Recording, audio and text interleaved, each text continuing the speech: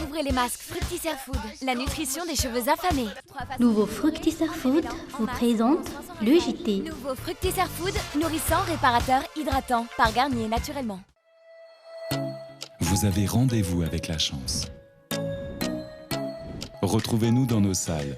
Hôtel Carlton à Nous, Hôtel Mélis à Nalaquel et la nouvelle salle de l'Alliance en Tananarène. Technospark A5 Pro, Pro Performance et grande valeur. Techno manolotra anao ny le JT. Techno, expect more.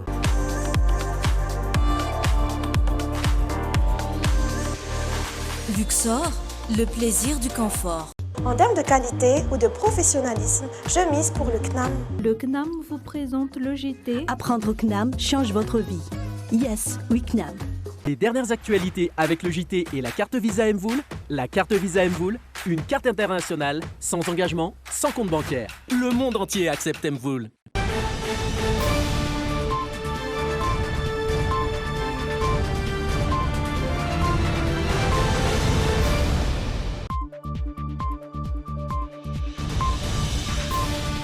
Alarobia efatra amby roapolo ny volana febroary roapolo sy roa arivo miarabanao tonga soa indray ato anatin'ny fampalam-baovao eto amin'ny fahitalavitra Dream-in ny le JT no rahanao amin'izao fotoana izao ary aty am-piandohana izahay dia manasa anao avy hatrany aritra ijery sy haino hatramin'ny farany fotoanantsika amin'ity androany ity mialohan'ny rosoana ao anaty ireo vaovao isan-karazany andeha hoarantsika ireo vaovao isan'ny isongadina ato anatin'ny le JT.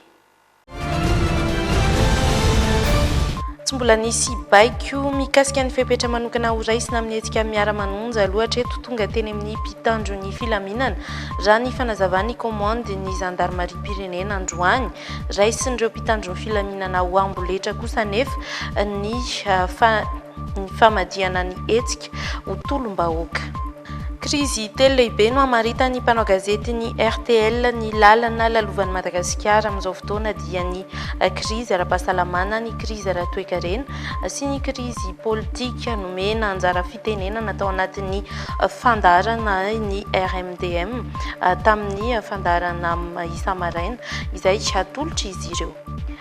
Nampiditra 4 miliara ariary tao anatin'ny kitapom-bola mpanjakana ny etra tambatra azo tao amin'ireo mpanomokatra lavanila tamin'ny tao-pamokarana 7.20 sy 20 mangataka ny anafainganana ny famotorana momba ny fanafiana izay nitarika ny fahafatesan'ny masoivo italiana tany RD Congo ny vondrona Europeana sy ny firenena mikambana ihany koa.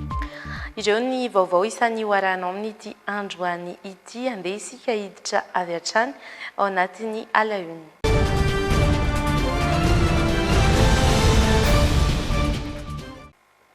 Tsy mbola nisy ny baiko mikasika ny fepetra manokana ho raisina momba ny hetsika miara-manonja loatra eto toa ankoatry ny efa niantsona mpitarika sasany tao anatin'ny fandarana raha ny fanazavan'ny commande ny zandarmarie-pirenena androany raisin'ny mpitandro ny filaminana ho amboletra kosa nefa ny finiavan'ny mpanohitra amadika izay hetsika izay ho tolom-bahoaka nanambara ny fahavononana ifanolotanana mba hisiany fampandrosoana sy ny filaminana eto amin'ny firenena ny avy eo nivo ny zandarmarie-pirenena androany. Tsy misy tombontsoa ho an'ny firenena ny fitondrana vahoaka idina andalambe izay miafaratra any amin'ny korontana. Ny commande ny zandary izay nilaza fa tsy mbola misy toromarika manokana loatra eto raisina manoloana ny hetsika miara-manonja ankoatra ny efa nampanantsona ny sasany tamin'ireo mpanentana ny fandaharana. No marina izy ireo kosa fa amboletra no ataon'ny mpanohitra izay milaza fa amadika ny fikasana anao tatitra ho tolom-bahoaka manomboka izao. Ka miankina ihany zany amin'izay fepetra ho raisina eo anivon'ny prefecture zany dia mety misy fitarany ihany koa zay rehefa avy eo ohatra ka mety akasika amin'ireo olona izay voalaza fa manao ny fanarahana. Fa hatreto zany tsy mbola misy hoe zao no fepetra manokana na zao fepetra ho raisina fa mbola ao anatin'ny miankina antsika ina le fepetra izay raisina. Ary eto moa ho an'ireo izao olona izay arisiriska le olona fotsiny. Zay manokana zany dia somary mampalahelo ihany mahita an'ilay olona izay voasambotra ary voatery nampidirina any am-ponja no fanikatan-lana izay nataony kanefa le olona zay nandrisika azy a hoe mandehana eny ianao a manaovan'izao eny ianao a dia milamina tsara izy ngamba am'izao tontolo izao any an-tranony any dia mbola dia nentana ihany koa zay hoe aoka isika tsy soarepirepon'ny olona ka entanina anao ny zava-tsy fanao fotsiny a dia manjary ianao ano sahirana fa izay zany atin'ny fitanoana ny filaminana dia mbola volona ifanolotanana amintsika rehetra izay afaka ifanolotanana ny fitanoana ny filaminana mba hananantsika tany mandroso sy tany milamo. Nisy ny fikasana anakirotana tamin'ireo olona sasany saika hoe ny Analakely tamin'ny sabotsy lasa teo raha ny tatitra atrany antony rosondro mpitandro ny filaminana teny Antoerana tamin'ny fisamborana ireo olona miisa 12. Mety lazaina hoe tsy nanao heloka angamby izy fa raha mahita tsara ianareo a ny fomba zay misamborana n'ireny olona reny a ka rehefa savaina ny entan'izy reny a dia efa niomana tambo vatoko lonjy a tany anatin'ny entany a ireny olona sasasasany tamin'ireny mino angamba fa tsy any Analakely kosa na any Tsaralano hoe dia anao tsy mpivato no nandehanan'izy reny tany a fa raha anao tsy mpivato izy tsy any mihitsy mandehanany fa mety efa tao mihitsy any fikasana hanao zava-dratsy a raha tsotra voasava tambonin'andro a ireny olona reny ka zany ve olo zay na hoe tsy nanao ninninona na zana tsy zany moa ny fandikana ny fetra zay napetraky ny tamin'ny filaminana zany a dia fa ao anatin'ny fandikana-dalàna rahateo a moa nisy ihany koa zay hoe fatratrarana vatoko lonjy tany anaty sakado zay a dia efa hita misy zany hoe efa nisy fikasana hanao zava-dratsy zany a. Mikasika ny fahafatesan'ilay mpianatra voatifitra teo amin'ny feny nandritra ny hetsika tao barika 5 herinandro lasa teo kosa dia efa mandeha ny fanadiadina hoy avy eo nivon'ny Gendarmerie. Ny fanadiadina ihany no afantarana ny mamitombona na tsy ny fiarovatena nataondreo zandary teny Antoerana izay nilaza fa niara ny fitoram-bato sy pilotra nataondreo mpanao fitokonana raha ny fanazavany Jeneraly Njatosoa Andrianjanakatrany. Mitaky ny amoana ireo rolahy no tanana amponja Vonjimaika ao Fianaratsoa ireo mpivavaka avy amin'ny fiangonana fifoazana any Antoerana voaroroy ho namany dahalo ary namatsy bala an'ireo adahalo tao soa tanàna izy rolahy ireo anton'izay nampidirana azy ireo amponja Vonjimaika nandiso izay filazana mikasika ny mahadahalo ny namany izay ireo fifoazana izay tonga nanao fihetsiketsehana manoloana ny fitsarana androany no mafisin'ireo fifoazana tamin'ny alalan'ny hetsika tany Antoerana ny tsy fankasitrahan'izy ireo ny fomba fiasan'ny zandary ao isorana. Handeha rahantsika ny fanampanazavana entin'ny mpiadina raha zavatra manana eo amin'ny rindran-tsary ny rivon'irina tekaleo. Napiakapeo malona ny toeram-pitsarana ao Fianaratsoa ny mpivavaka ao amin'ny fiangonana fifoazana ny Antoerana androany naneo ny tsy fankasitrahan'izy ireo ny zandary ao isorana. Mitaky ihany koa ny amoana ny zanaky ny filohan'ny fiangonana fifoazana rolahy.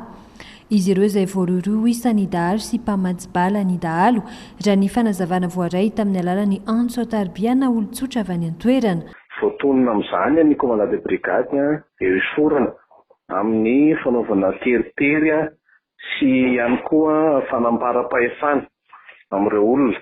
Fantatsika fa anisan'ny nanao ezaka amin'ny famarinana an'ireny basy ireny zany ny fitondram-panjakana tamin'ny alalan'ny eo anivon'ny OMC ny gouverneur en-paritra ny fatrasandro izy misy mahay be tamin'ny resaka fandriampahalemana. Dia raha amin'ny district Sandry io dia anisan'ny manana anjara-toerana lehibe ny tompony soatanana amin'ny tanàna masina azy. Dia nandray anjara tamin'ny fanatanana ny olona rano vaovao zany dia nandray anjara tamin'ny fanatanana ny olona sy fandresena lahatra ny olona mba amerina ny basy tera-dalàna izany ireo fifoazana soatanana. Anisan'izany ny zanaky ny filohan'ny io fifoazana io. Nanampy amin'ny fanamorana zany ilay fanorenana an'ilay basy. Teoriana dia notondroin'ny commandant de brigade indray zany fa mpamatsy bala ireo dahalo ny zanaka lahy anankiray ny filohan'ny fifoazana ary ny lahy anankiray dia tena hoe dahalo mihitsy mpitarika ny dahalo. Nandiso ny fiampangana azy mirahalahy ireo ny mpiara-mivavaka aminy raha ny fampitambaovao voaray hatrany ary nanamafy fa tsy dahalo velively izy ireo manana pirofo mazava ihany koa manamarina izany fanazavana izay tsy nohenoiny ireo zandary. Dia nalaina zany ity zanaka ny filohan'ny fifoazana anankiray izay lazaina fa anaty vahabaly ety nandeha nakany amin'ny fokotany anankiray izay misy an'ilay rahalahiny io. Tamin'izany fotoana izany no nijoroan'ny olona vavolombelona satria tandalana mihitsy izy ireo dia nijoroana volombelona fokon'olona ary misy fokon'olona hatrany amin'ny 300 nanao sonia milaza fa tsy dahalo ireo fa mpivavaka ary mana-porofo izany vavolombelona rehetra. Saingy izany nefa tsy nianina tamin'izay zany ilay lehiben'ny brigady fa dia nitazona azy ireo ary napiditra azy amin'ny violon mihitsy. Dia efa niatalata 20 febroary zany no niakatra parquet ireo. Zava-nisy nefa sady tsisy kitory no tsy maripoty hitoriana azy dia navototsy ny tribunal ireo olona ireo. Rehefa tavotsy nefa ireo dia natolo commandant brigade indray hoe aloha general Sotsofo tanàna dia mandalovina ireo tesorana. Rehefa tonga indray teo sorana dia nampidirina violon indray zany hoe tribunal efa namototra azy dia nanao an'izay indray zany. Voantso teny amin'ny brigady isorana izy mirahalahy ireo izay zanaky ny filohan'ny fiangonana fifoazana ny alakamisy lasa teo. Nandeha ny famitorana azy ireo taorian'izay ka izao ny tanana amponja vonjimaika izao. Nilaza ny anohy ny hetsika moa ireo mpivavaka ao amin'ny fiangonana fifoazana ireto mandra-pivoahany naman'izy ireo. Ahitana ny mpitandro ny filaminana manatanteraka ny fanaraha-maso andro aman'alina manoloana ny toeram-ponena ny filoha teo aloha Marc Ravalomanana eny Faravohitra tato anatin'ny herinandro maromaro izao. Lazana avy eo anivon'ny zandarmaria-pirenena fa ho fisorohana ny mety isy ny korontana sy ho fiarovana ny filoha teo aloha manoloana ny savorora teraky ny raharaham-pirenena amin'izao fotoana no antony isiany ireo mpitandro ny filaminana izay mivezivezy eny an-toerana. Andeha rahantsika ny fanampanazavana avy amin'ny commande ny zandarmaria-pirenena. Ny fivezivezeny mpitandro ny filaminana eto amin'ny tanànan'Antananarivo ohatra dia ao anatin'ny asa fisorohana daholo ireny rehetra ireny. Ary raha ny eny trano ny filoham-pirenena manokana izany hoe filoham-pirenena teo aloha dia izay mahita hoe ao anatin'ny fitandroana filaminana sy ny fisorohana daholo izany rehetra izany ary tsy hitako mihitsy ny antony mahatonga hoe esoro tena mpitandro ny filaminana fa efa niteneniko teto hoe izy anie filoham-pirenena teo aloha miendrika ao araha-maso ihany koa sao saratria misy zavatra mitranga ao. Raha misy zavatra mitranga ny ao dia hosiketairay rehefa aveo hoe tsy maro ny olona na hoe ny olona izy indray no nanao ny zavatra hafa atao dia aleo zany asina olona eny dia mba ho voary kokoa zany ny fitandroana filaminana eny amin'ny faritra iny ary eny koa ny misy ministera zay fantatra ny tsara fa isan'ny ministera tena hoe saripady zay tokony araha-maso akaiky ihany koa zay antony mipetrahany mpitandro filaminana eny fa tsy misimisy hoe te anao inona eny na anao inona eny. Krizy telo lehibe no amaritan'ireo mpanao gazety ny RTL ny lalana lalovany Madagasikara amin'izao fotoana dia ny krizy ara-pahasalamana, ny krizy ara-toekarena ary eo ihany koa ny krizy ara-politika nomena anjara fitenenana atao anatin'ny fandaharan'ny RTL isa maraina ny mpitarika ny RMDM ao La Réunion nisongadina atao anatin'izay ny fiverenana tamin'ny zava-misy ny sabotsy lasa teo izay nampiasana ireo vondrokery telo ny tafika niaraka tamin'ny fitaovana avolenta izay nentina ny fehezana indrindra ny fidirana teo Analakely. Hita taratra tao anatin'ny fanazavana nentin'ny RMDM ao La Réunion ihany koa nefa ny filazana fa mivangongo amin'ireo toerana ahitana hetsika ny mpitandro ny filaminana na dia eo aza ny fandripahana ataon'ireo olon-dratsy any amin'ireo tanàna lavitra andrina manerana ny Madagasikara. Andeha rahantsika avy hatrany Antsipriana. Mandalo krizy goavana ara-pahasalamana, ara-toekarena sy ara-politika Madagasikara, ho ireo mpanao gazety mpanenta ny fandarana isa maraina ao amin'ny RTL. Fanamarian'izay ny alohany fampidiran'izy ireo ny mpitarika ny RMDM ao La Réunion andray anjara fitenenana atao anatin'ny fandaharana. Ny RMDM ao La Réunion izay nitatitra ny firodorodon'ny polisy, zandary sy miaramila isaky ny misy fitakiana tato anatin'ny volana farany teto Madagasikara. Akoatra ny teny Analakely sy ny fitakian'ireo mpianatra avy amin'ireo université lehibe eto Madagasikara izay nampiasaina hatrany ireo mpitandro ny filaminana dia mampametram-panontaniana azy ireo ny fitsinjarana ny tafika malagasy izay tokony hanao ny asany amin'ireo toerana lavitra andriny. Oui, bonjour. On va parler de votre mouvement qui réunit plusieurs associations basées à La Réunion qui montent aujourd'hui au créneau. Alors, des militaires armés ont investi le week-end dernier les rues de Tana. Que se passe-t-il exactement sur place? Dites-nous en plus. Alors, c'est pas que des militaires, c'est des militaires armés jusqu'aux dents, des blindés, avec des mitrailleuses. Un climat de terrorisme s'installe, quoi.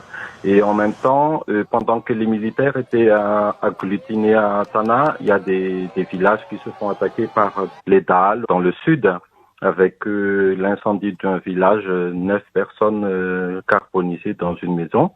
Donc tout ça, c'est triste. Alors Covid, vous l'avez dit, le kéré aussi à Madagascar, la sécheresse, la famine, enfin des problèmes malheureusement récurrents aussi sur la grande île. Et donc voilà, on n'avance pas et au contraire, on a l'impression de reculer actuellement. Rantranga manokana tany Benoniko Betroka nahafatesana tokantrano iray olona 5 mianaka izay nanaovany mponina any an-toerana Antsoavo amin'ny fandraisana andraikitry ny zandary. Dia nanazava ny komande ny zandarmaria fa efa misy olona 9 nosamborana voalaza ho tompon'antoka tamin'ny fandorana ireo. Tany kosa raha ny fantatra no antony ity abibiana ity. Ny CSS tato ato ny fanambarana manasokajy ny mpitandro ny filaminana hoery famoretana ampiasainy fitondram-panjakana. Ambara ho miraviravin-tanan'izy ireo manoloana ireo tranga tsy fandriampahalemana miseho amin'ny endriny maro manerana ny nosy. Piasan'ny fahajeranana iray kosa no nampidirana Amponjavojomaika eny tsy afany alatsinainy lasa teo taorian'ny raharaha fanondranana volamena milanja 7,5 kilao araka nambarany toniany fampanoavana eo anivon'ny tendrom-pitsarana misahana ny ady amin'ny kolokolona ny PAK. Anisan'ny nanatry maso ny fijanonana ilay fiaramanidina nitondra volamena io piasan'ny fahajeranana voaroroy io. Ankoatra azy dia mbola misy ny polisy ny fiandrasana ny sistany ihany koa voasaringotra amin'izao raharaha izao araka ny fanazavana avy amin'ny PAK. Andeha rahantsika ny makasika izay eo amin'ny fanazavana Piardina Razafindriamanana sy Anja Rakotoray. No tanana Vonjimaika eny tsy afa ilay piasan'ny fahajerana iray taorian'ny fanadihadiana natao azy teny amin'ny PAK ny alatsinainy lasa teo. Anisan'ireo nanatry maso ny fijanonan'ny fiaramanidina nitondra volamena 7,7 kilao tao Toliara ary hita tanaty horonan-tsary mantsy izy raha ny fanazavana voaray. Mbola misy polisy iray hafa misahana ny fiandrasana ny sistany ihany koa voaroiroy ankoatra io piasan'ny fahatserana iray nampidirina amponja io. Nanatry maso ny fijanonan'ny fiaramanidina ihany koa izy izay voapirofo hatrany araka ny fanazavan'ny PAK. Miandry ny fankatoavana avy amin'ny ministera ny filaminam-bahoaka kosa nefa vao afaka miroso amin'ny fanadihadiana azy. Hatreto tafiakatra 440 araka izany ireo nampidirina amponja Vonjimaika mahakasika ny raharaha volamena 7,7 kilao. Andrasana amin'ny 7 ny volana Martsa ho avy izao raha tsy ahivina ny didim-pitsarana momba ny fitorian'ny fanjakana malagasy ny orinasa iray any Dubai izay milaza ho tompon'ilay volamena 7,7 kilao. Eo ihany koa ny fangatahana amerenana ny volamena an-tanindrazana sy ny didim-pitsaran'izy 3 lavo atonina ho tompon'antoka tamin'ny famoahana ny volamena 7,7 kilao. Nilaza ny tsy anaika hatramin'ny farany ny famelana ireo taximoto hitrandraka ny fivezivezena eto an-drenivohitra ny filohan'ny fikambanan'ny taxi eto Antananarivo renivohitra na ny FTAR anatanteraka hetsika ireo mpitondra fiarakaretsaka izay mpikambana ao anatin'izay FTAR izay amin'ny sabotsy ho avy izao. Ankoatra ny fitsangatsangana izay isany ao anatin'ny fandaram-potoan'izy ireo dia homariky ny firaisan-kina ihany koa raha ny fanazavana ny Clémence Rarnirina no antony izao fivoriana ho tanterana amin'ny sabotsy izao. Andeha rahantsika ny fanazavany Aina Rabarso rindran-tsary ny Dolphe Rakotiniaina. Tsy hipetra-potsiny ny fikambanan'ny taxi Antananarivo renivohitra manoloana ny fanambarana nataon'ny taxi moto omaly hoy ny filohan'ny fikambanana. Fanambarana izay mangataka fahazon-dalana eny anivon'ny CUA ahafahan'ireo taxi moto efa miisa 2 arivo hitrandraka ny fivezivezena eto an-drenivohitra. Tsy Tsy anaikitra amin'ny faran'ny famelana izany anefa ny FTAR satria sady manimba ny asan'izy ireo no mety vao mainka ampitombo ny lozam-pifamoivoizan'ny kodiaran-droa eto an-drenivohitra ihany koa. Dia manoloana indrindra n'izany fanambarana nataon'ny taxi moto ny amin'ny hoe angataka lalana izy eo amin'ny commune urbaine Antananarivo ny amin'ny fanomezana lalana dia zahay dia tsy maintsy mijoro izahay satria asa fivelomana olona amanaliny maherin'ny sivial eto amin'ny tanàna Antananarivo ny sehatry ny taxi ary efa nisy hatry ny ela ny fanatsarana ekena fa ny fifaninanana kosa entina hamonoana ny fiveloman'ny olona dia tsy azo ekena na oviana satria aza dino fa ireo taxi ireo dia mandoetra ary ireo taxi ireo araka ny teneniko teo dia mamelona olona amanaliny ka raha hidirana olon-kafa indray ilay sehatra dia mazava loatra fa simba ny fivelomana. Miantso ireo mpikambana rehetra eo anivon'ny FTAR raka izany ny Clémence Rarinirina ankoatra ny fitsangatsanganana antony fotoanan'izy ireo amin'ny asabotsy izao dia hiara entana ihany koa ny fikambanana anohitra ny fikasan'ireo taxi moto mangataka fahazon-dalana hitatitra eto Antananarivo ireo. Ary amin'ny sabotsy izahay dia hanao fitsangatsanganana lehibe izay nieritreretinay aloha tany amin'ny voalohany satria fampiara-bandatra ny taona tony mazatra ny ataonay fa sady entinay ihany koa anaovana ataontsika hoe fampafantarana sy fanehoana firaisan-kina ny amin'ny fiarovanay an'ity asanay ity. Izay zany no ataonay amin'io asabotsy io fa izahay dia manamafy fa tsy anaiky an'izany ary raha ilaina ny tonga hatrany amin'ny fitokonana dia ho tonga hatrany izahay satria fivelomanay io fiveloman'ny olona amanalina eto amin'ity Antananarivo ity. Mitohy hatrany kosa ny fiarah-miasan'ny fikambanana FTAR miaraka amin'ny polisy-pirenena Antananarivo hamigorana ireo taxi moto tsy ara-dalàna mivezivezy eto an-drenivohitra ireo, hoy Clémence Rarinirina. Mitaraina fatratra ireo mponina any amin'ny distrika Analalava sy Antsohitsy voafehin'ny fiarahamonina intsony ireo andian-jatovo antsoina hoe apondra izay ampanao herisetra amin'ny fomba ratsy rehetra any amin'ireo faritra ireo. Nisy araka izany ny etsika manokana no tanterany ireo mpitandro ny filaminana anaovana aza lambo ireo apondra ireo ka 30 mahery ireo vatan-dehilahy voasambotra tao anatin'izay ary atolotra ny fitsarana 13 taona ny kely indrindra amin'izy ireo raha toka 20 taona kosa ny lehibe indrindra. Aina Rabarso Dolphe Rakotiniaina.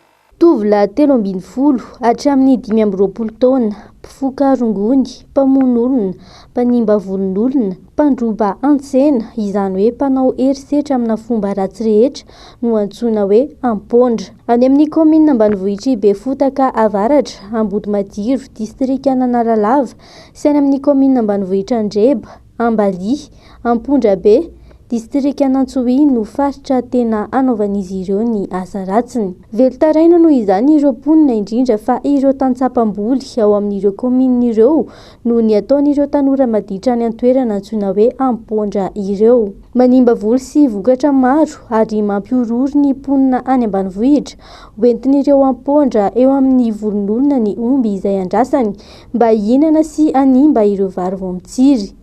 Tetetehan'izy ireo tsy amin'ny antony ny ombin'olona ary ampiororony ny siraonany ny tompony. Tsy mahavita asa sy miorory tanteraka araka izany ireo mponina.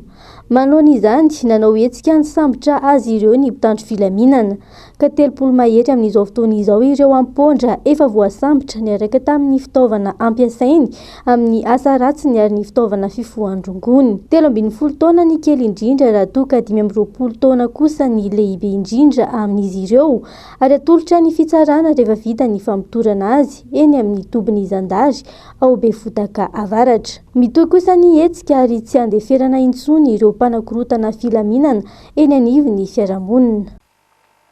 Nakatona nandritra ny 15 andro ny sekoly ambony Polytechnique eny Votovora nampiarina izay fanapa-kevitra izay nanomboka ny alatsinainy lasa teo nahitana mpianatra voamarina fa voan'ny Covid-19 teny an-toerana raha ny fampitam-baovao iray antony izay fanakatona vonjimaika ny sekoly izay tsy nilazaina mazava ny isan'ireo mpianatra voan'ny Covid-19 ho an'ny université eny Vontovorona manokana.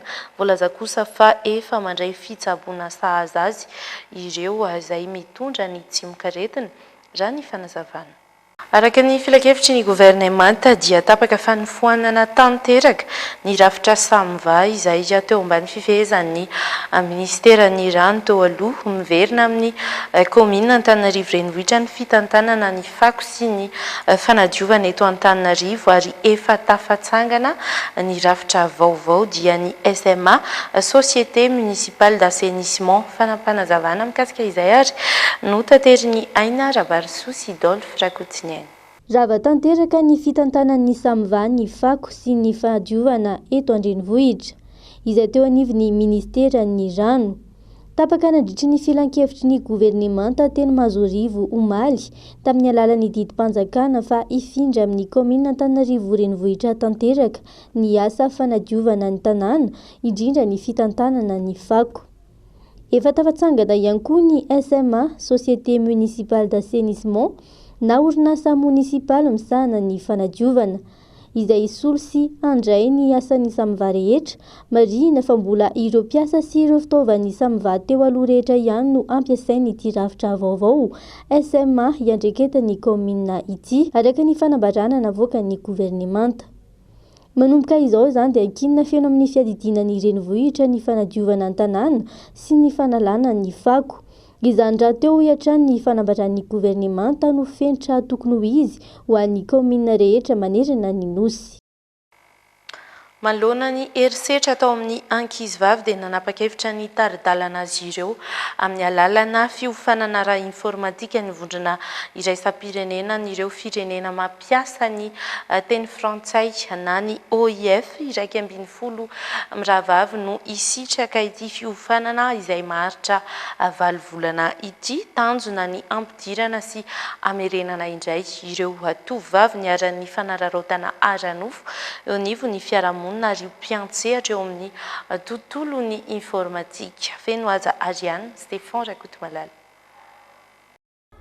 Ny rongatra ny fanararaotana aranofo nandritra ny vanim-potoana ny fihibohana herisetra mianjady amin'ireo ankizivavy sy tovovavy no ankamaroan'ny trangana iseho. Misy fiantraikany eo amin'ny lafiny ara-piarahamonina ary ara-tsaina ny trangana herisetra tahaka izany araka ny fanazavana. Isan'ireo niaran'ny fanararaotana aranofo ity tovovavy iray ity. Isan'ireo mpisitraka ny fiofanana ara-informatika fa tsy ny OIF sy ny mpiara-miombona antoka aminy. Ohatrany hoe misy olona zao dia manararoatra hoe raha mety azondry dia amena zao ohatrany hoe ohatry zay ilay fanararaotana kolaka izany ilay izy izay miaritra taminay.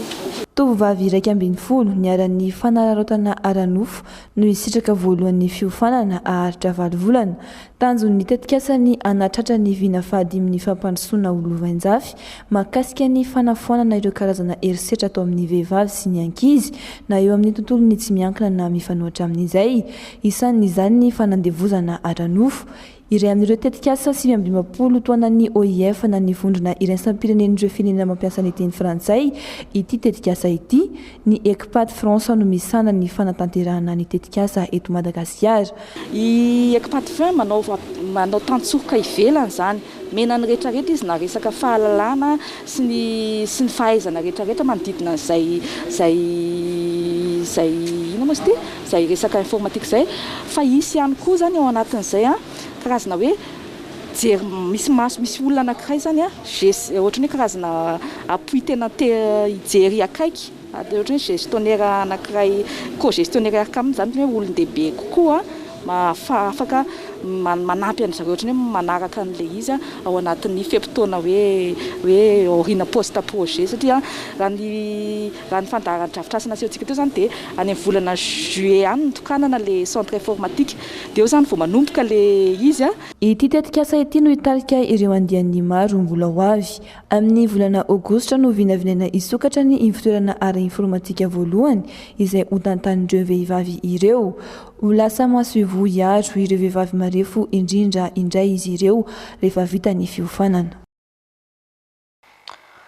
voatery nampiato ny asa famokarana ny orinasa pitrandrana Ambatovia izay mampiasa vola be indrindra eto Madagasikara noho ny valinaretina Covid-19. Hanarina ny toe-karena malagasy ny fiverenany fiodinany ity orinasa ity ny 300 ny vokatra ondrany Madagasikara any ivelany izay vokarina Ambatovia avokoa azo antenaina hoy ny masovony Japon ny iverenany fiodonany orinasa Atsoatsy.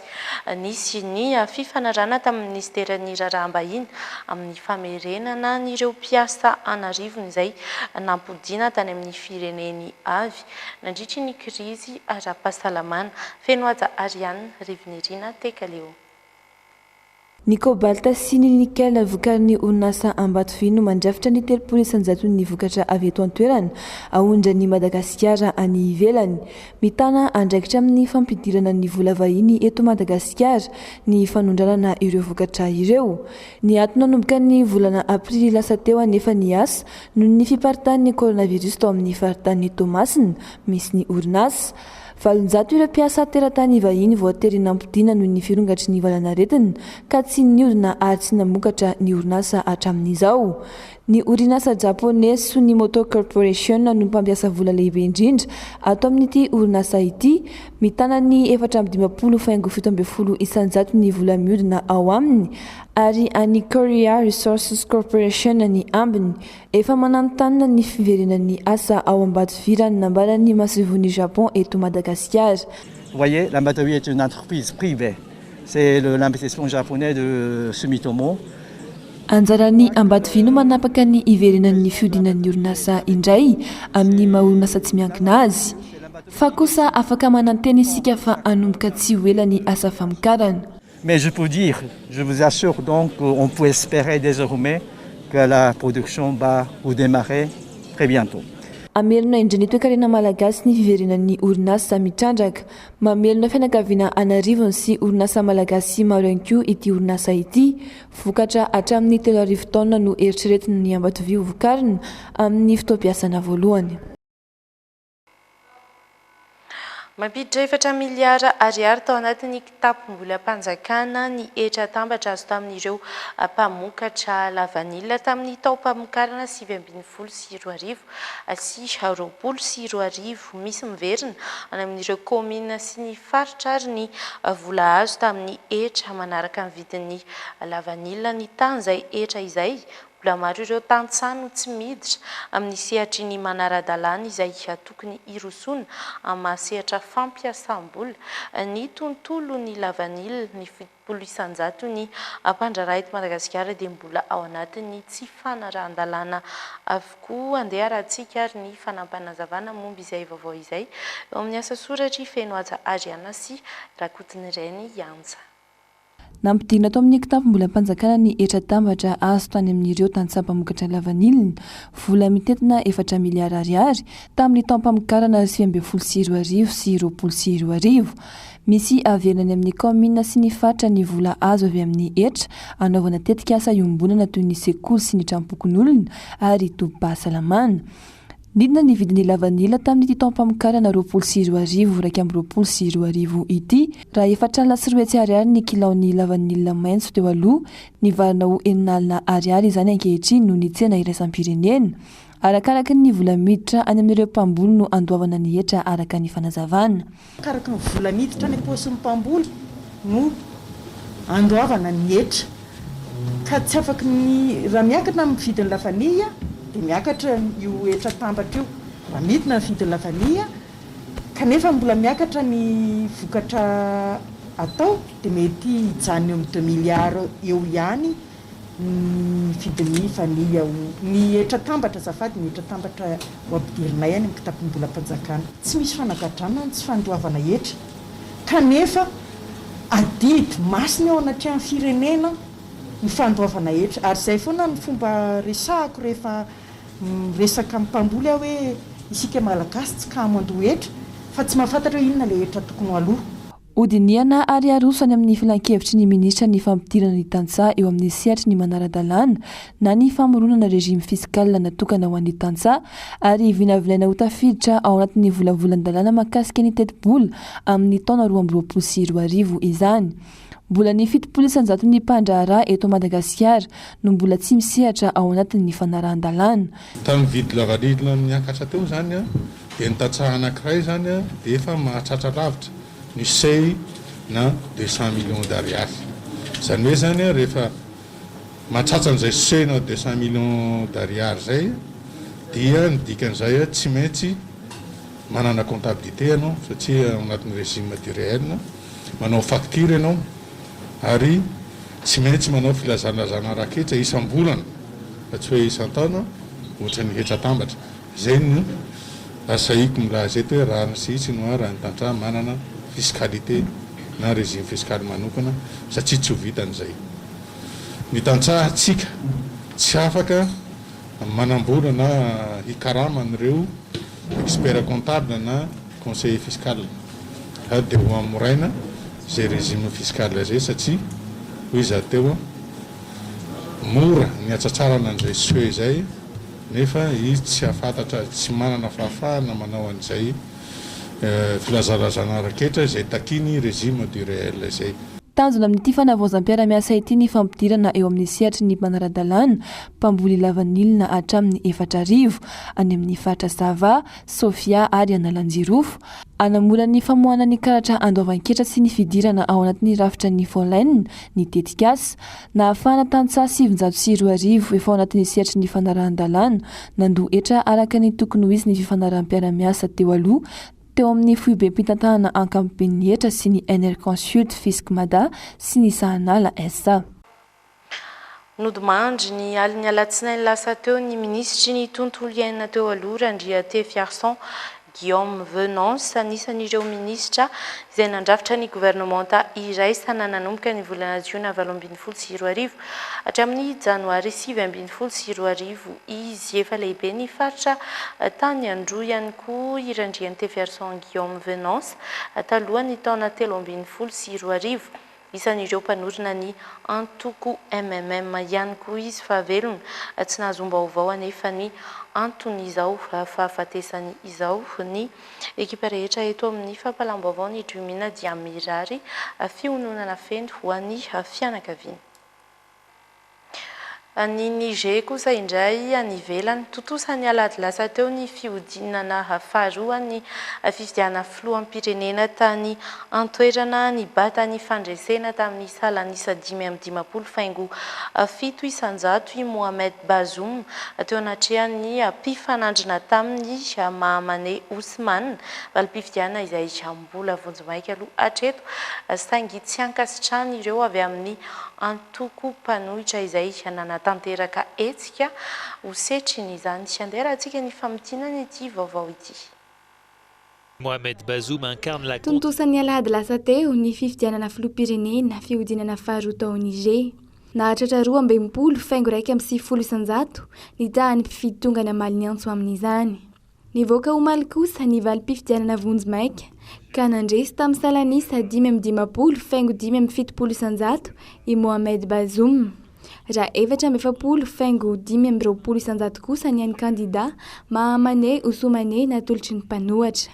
Naterina avy hatrany teny amin'ny fitsarana avy momba ny lalam-panorenana ity vokatra ity mba ahafahana izy ireo miroso amin'ny fanadihadiana. Tsy nankasitraka izany anefa ny avy ao amin'ny antoko mpanohatra. Mialohan'ny voan'izao vokatra izao dia efa nitaky ny fampiatona ny famohana ny valim-pifidianana ny antoko mpanohatra. Nolavy ny vao meram-pirenena maleo tena misahana ny fifidianana nefa izany.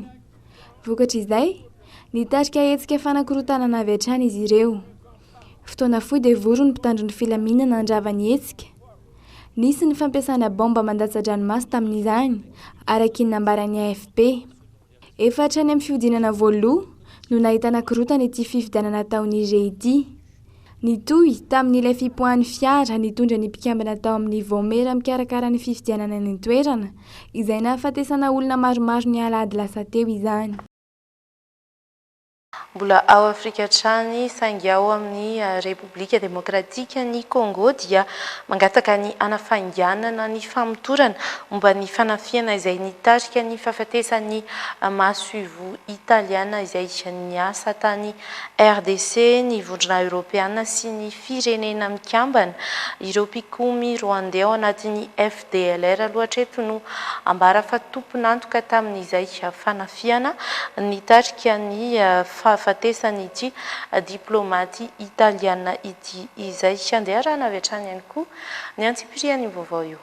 Mangataka ny anoka fanafanadiadiana aingana tamin'ilay rarana hafatesan'ilay masoivo italiana tany RDC ny eo anivon'ny firenena mikambana nanao fanambarana manamelika izany ihany koa ny vondrona Europeana izay nilaza fa manaraka akaiky ity raharaha ity. Voatifitra ny alatsinainy lasa teo i Luca Antanasio masoivo italiana niasa tao amin'ny Repoblika Demokratika ny Congo fanafiana ny fiara nitondra azy seky ijery fotony ny fandrosoany ny fandaharana sany PAM tany amina toerana iray any antsinanany RDC no nitarika ny fahafatesany. Nosokajiny filoha italiana ho fanafiana kanosa ity tranga ity.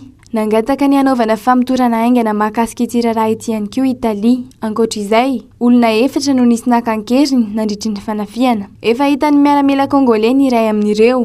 Mpiambina akaiky anti-diplomaty italiana ity sy ny mpamiliny kosa ny roa ambiny. Ny apanga ny mpikomy Rwandais FDLR ho tompon'antoka tamin'ny fanafiana ny minisitra ny atany ao Congo. Ny FDLR izay iray amin'ireo vondrona mitapiadina mandrahona ny sivily any antsinanany RDC isan'andro. Vondrona natsangan'ireo mpikomy Rwandais Hutu tamin'ny fiandohan'ny taona 2000.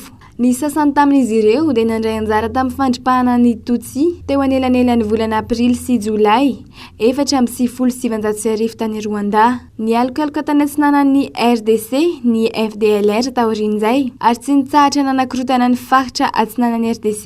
Nandatsy ho tompon'antoka tamin'ny famonoana ity masoivo italiana ity anefa ireto voaroroy omaly ary nanilika amin'ny fahadisoana tany amin'ny tafika Congolais indray.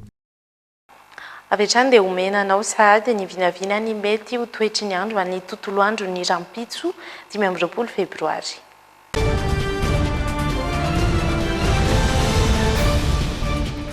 Anorana amin'ny ankabeny ny toetry ny andro any amin'ny faritidiana sy Sava ny maripana ihany koa araka izany dia nahitana fidinany 4 degré Celsius ny maripana farany ambany ho Diana, 3 degré Celsius ny maripana farany ambany any Sava ary mitovy 20 degré Celsius ny maripana farany ambony any amin'ireo faritra roa ireo. Amin'ny faritry Boeny, Melaky, Sofia, Betsiboka dia saika izay orana izay ihany koa no mamaritra ny toetry ny andro any Sofia sy Betsiboka any. Raha toa ka isy ny tandrifondrahoana ao amin'ny faritry Boeny sy Melaky, 4 degré Celsius ny maripana farany ambany any Boeny, raha toa ka 3 degré Celsius ny maripana farany ambony. Tsy mifanalavitra amin'izay ihany koa ny any Melaky, Sofia ary Betsiboka, 4 degré Celsius ny maripana farany ambany any Melaky, 3 degré Celsius ny maripana farany ambony. Any Sofia 4 degré Celsius ny maripana farany ambany, raha toa ka tafiakatra hatrany amin'ny 3 degré Celsius ny maripana farany ambony any Betsiboka ihany koa, 5 degré Celsius ny maripana farany ambany, raha toa ka 3 degré Celsius ny maripana farany ambony. Any amin'ny faritra Atsinanana, Analanjorofa ary Alaotra Mangoro, anorana amin'ny ankabeny. Any amin'ireo faritra 3 ireo, 20 degré Celsius ny maripana farany ambany any Alaotra Mangoro ary 3 degré Celsius ny maripana farany ambony. Tsy fanalavitra amin'izay ny any Analanjorofa sy Atsinanana ahitana ny maripana 13 degré Celsius ny maripana farany ambany.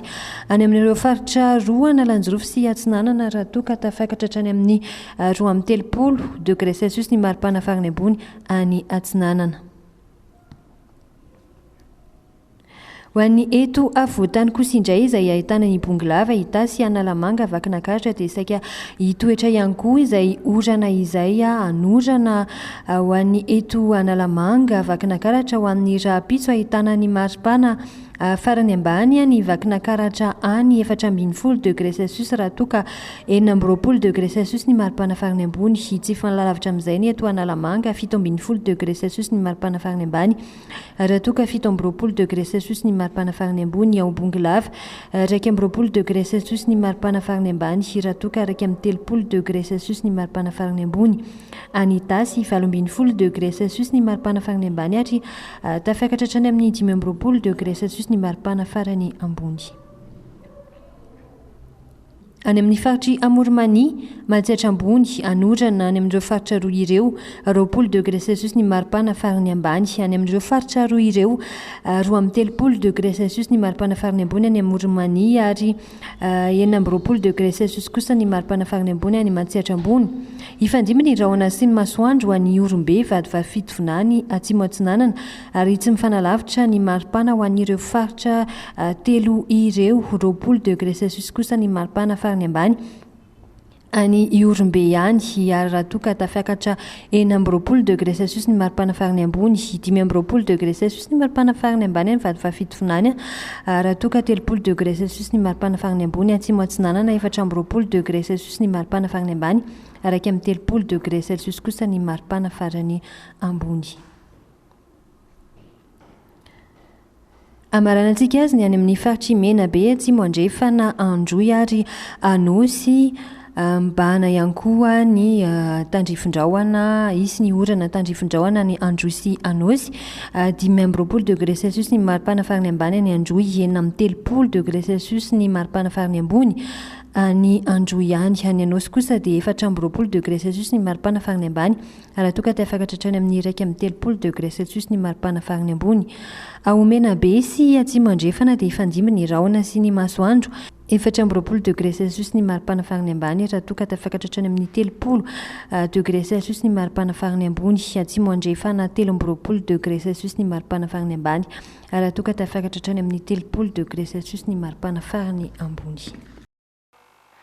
Dia izay no azo natolotra tamin'ity androany ity angasitrahako ianao tsy nisaraka taminay hatramin'izao fiafarany logité izao mitohy ny fandarana eto amin'ny Dream In. Ny tenako dia mametraka ny veloma mandrapitafa ho amin'ny manaraka indray. Veloma tompoko.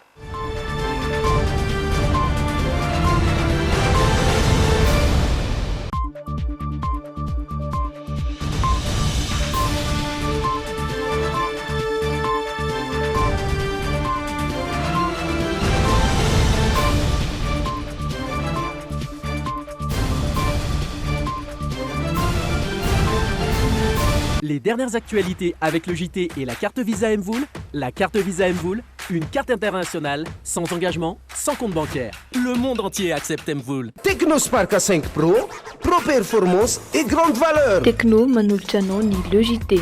Techno, expect more.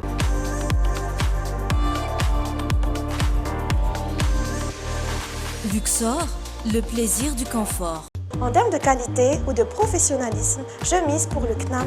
CNAM vous a présenté le JT. Apprendre au CNAM change votre vie. Yes, oui CNAM.